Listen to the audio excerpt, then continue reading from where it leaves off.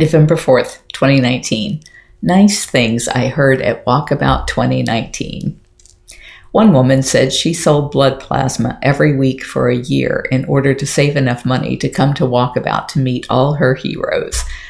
That just deserved its own paragraph. A woman who looked to be in her 70s told me she came from California to be here for this event because it was going to be the last time she'd ever be able to travel, and she wanted that memory to be here. She showed me her arms, which were burned deeply, and said she had been in a car accident just a couple of weeks ago, and her doctor told her that she should cancel the trip, but she wasn't going to let that stand in her way either. The day after Walkabout, I saw her on the Be the Cat deck, and she was filming Priya Tiger one last time, with tears streaming down her face at the thought of leaving this magical place. Noir came all the way from Paris again, and a couple of people said they had come from Australia. We had a lot of people from Connecticut and Pennsylvania. Samantha was flying in from Tucson, watching footage on her phone of a bobcat in the hospital. As she was talking aloud about it, the person in the seat behind her asked if she was going to Walkabout too. It was a lovely couple who said it was their first visit. I met them at the Tampa Getty pre-party at the Marriott, and the husband said my voice fills their house every day because his wife watches everything we film on their TV. Bella, who named a star for Windsong Bobcat, told me that she would never leave her home. She was scared to death to go outside for fear someone would kill her.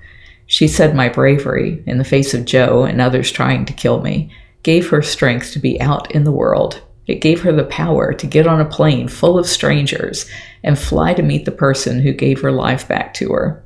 I found out later that she was also the person selling her blood, which explained why going out of her house had been so important to her.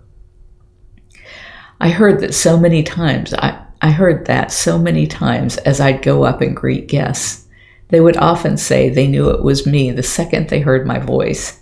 So many people talked about making the call to Congress and how it empowered them.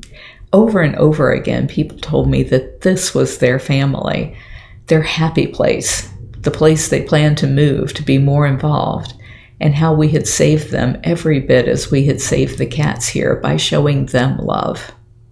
What made me happiest was how much the AR Zoo concept and the VR Oculus Go experience was embraced.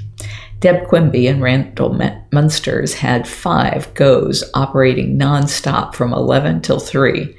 Everyone who tried it was enthralled, and many of them would sit there for 15 or 20 minutes watching video after video. There was a line of people waiting to try it, so in the future, at big events, I'll need to limit the videos to just 1 or 2 so that everyone gets a chance to see something. One man asked Deb what our end goal was, and when she told him it was for zoos to adopt the AR/VR models instead of live animals, he was delighted and told her he was the contractor for the Void experience at Disney.